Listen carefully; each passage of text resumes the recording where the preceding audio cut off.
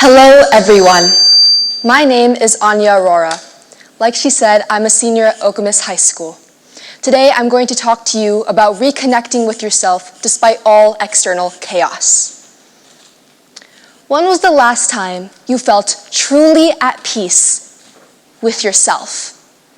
Not because you just hit a new milestone, not because someone told you that they're proud of you, and not because you posted something and people liked it. I mean, real peace. Simply because you were being you. Now, for many of us, that's a harder question to answer than we'd like to admit. And that is because our world teaches us to look outward for validation.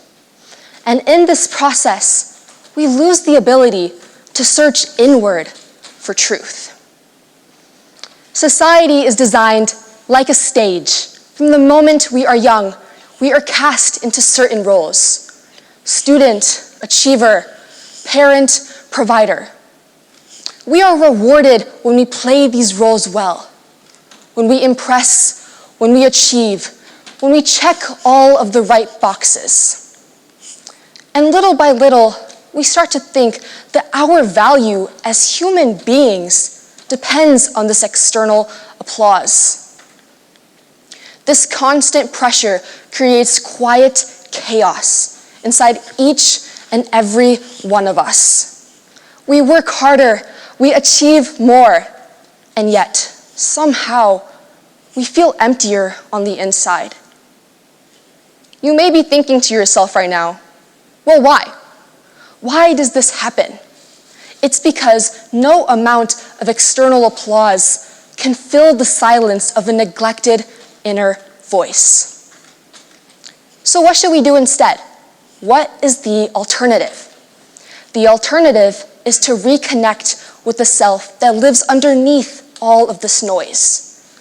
That self doesn't care about applause or recognition or awards. That self is like a compass, and it will guide us back to what's real, what's meaningful, and what is ours.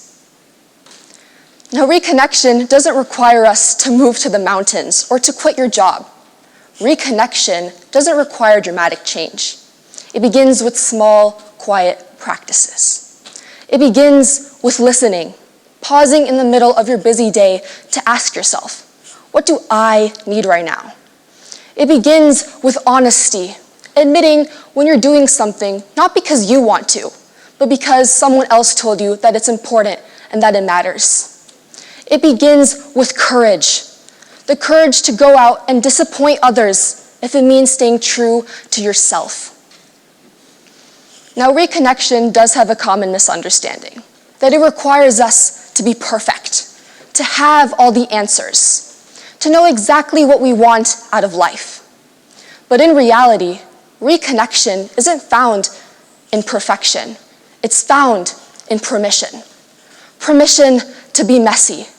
Permission to not have it all figured out. Permission to grow, to stumble, to begin once again. Just think about it for a moment. The people who we love most in our lives, we don't love them because they're flawless. We love them because they are real. Their laughter is unpolished. Their tears are unfiltered. And their stories are imperfect. So why don't we allow ourselves the same grace?